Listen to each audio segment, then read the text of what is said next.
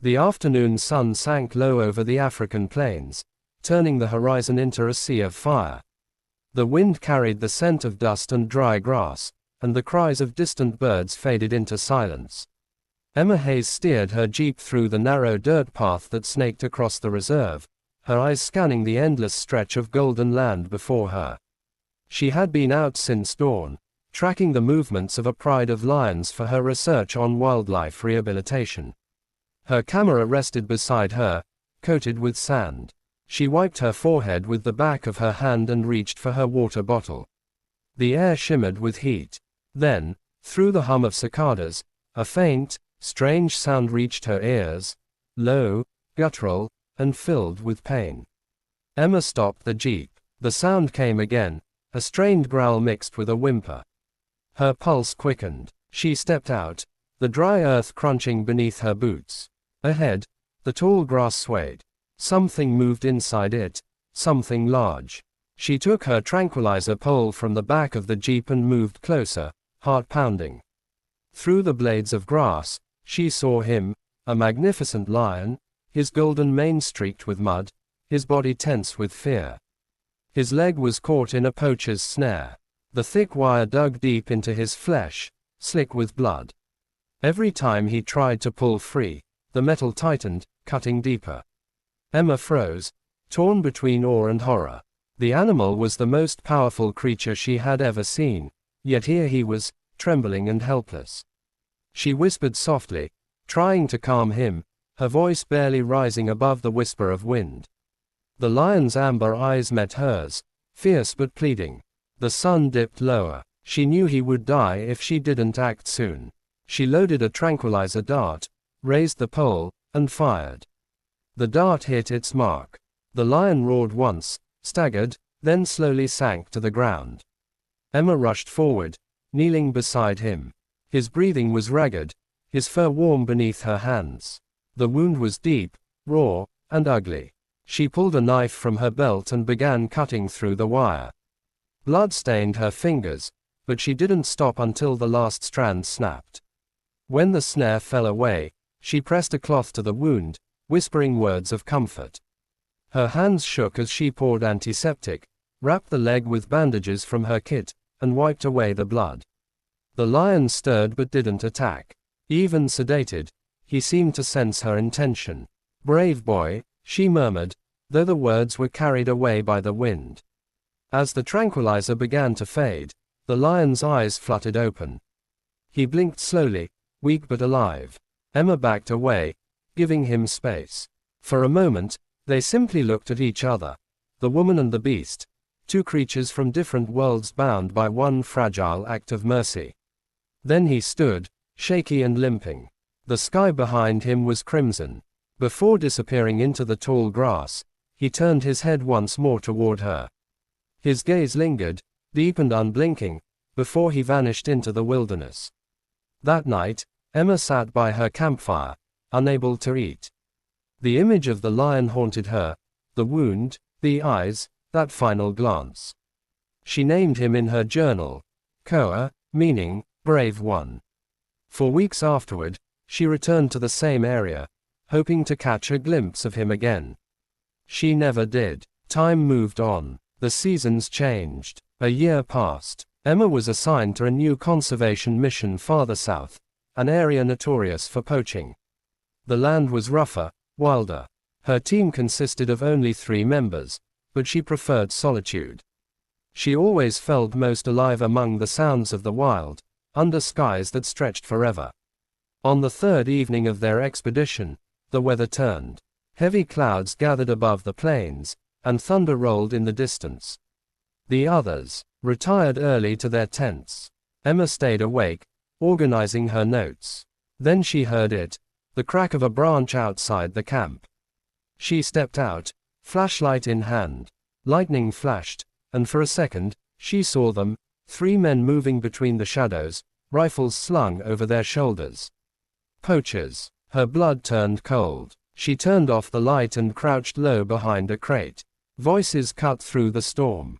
"She's got trackers and cameras," one said. "Destroy everything. The boss wants no evidence." The rain came harder. Emma's heart thudded against her ribs. She crawled toward her jeep, her hands sinking into the mud. A gun cocked behind her.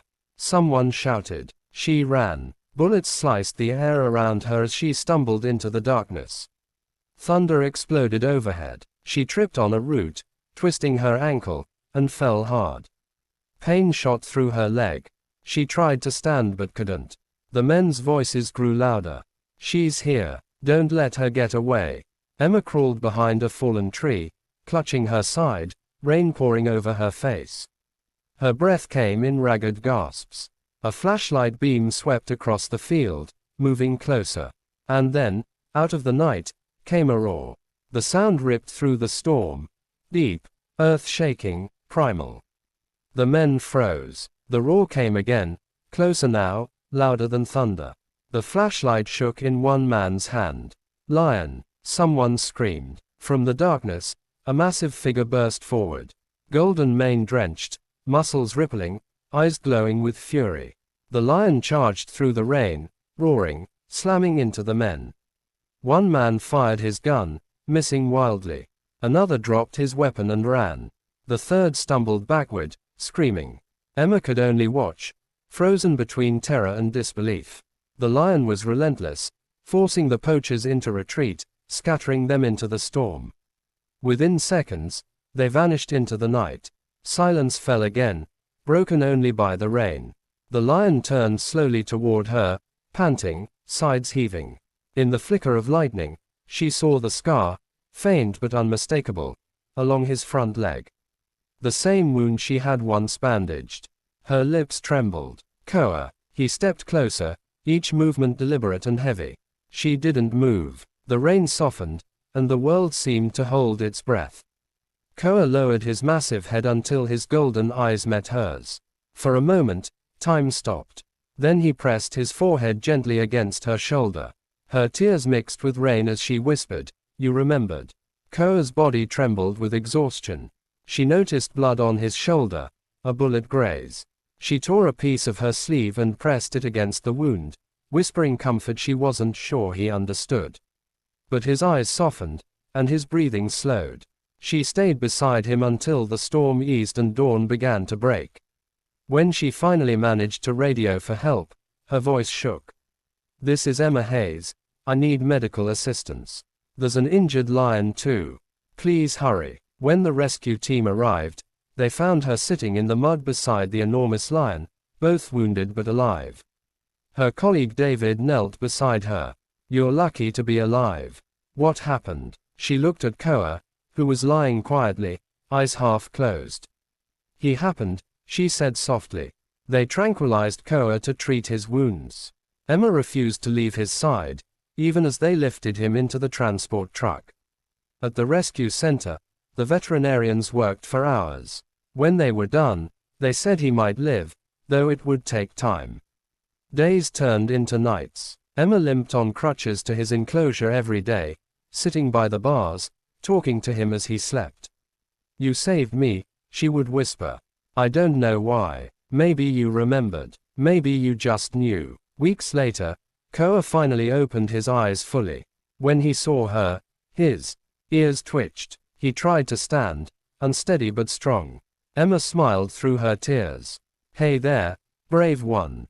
He blinked slowly, the way lions sometimes do when they trust. Under her care, he recovered quickly. Each day, his strength returned, his roar grew louder. When the time came to release him, Emma stood at the edge of the open gate, hands trembling. The sky was bright and endless above them. "Go home," she whispered.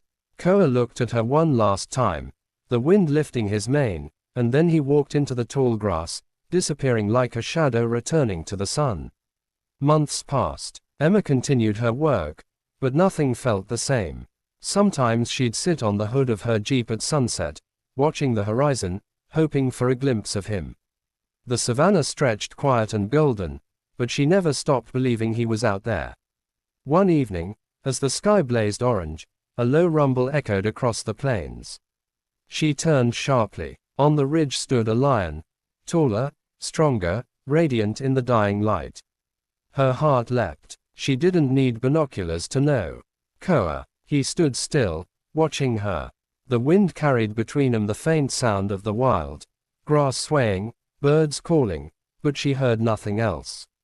Just him. Their eyes met across the distance, and for a moment, the world felt whole again. Emma smiled, tears glistening in the light. You came back. Koa's tail swished once. Then he gave a deep, rolling rumble, the same soft sound he had made when she first freed him. Slowly, he turned, walking away into the endless savanna. She watched until his golden shape vanished into the tall grass. The sun dipped below the horizon, and the air filled with the soft hum of crickets. Emma whispered, "Goodbye, my brave one."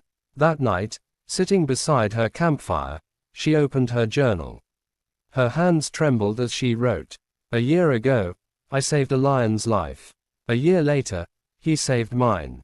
Some bonds cannot be explained by science or reason. They're written in the language of the soul. She looked up at the sky. Stars shimmered, cold and distant, but beautiful. Somewhere out there, a lion roamed free beneath the same stars. The wind carried a faint echo, a roar, strong and proud. Emma smiled. Good night, Koa. The next morning, the first light of dawn bathed the plains in gold. She packed her things, ready for another day's work. But her heart felt different now, lighter, braver. Every time she heard a roar in the distance, she felt it wasn't just a sound. It was a promise, a reminder that kindness never disappears. It finds its way back, even through the wildest of storms. And as her jeep rolled across the endless horizon, the savannah whispered its eternal truth: love remembers.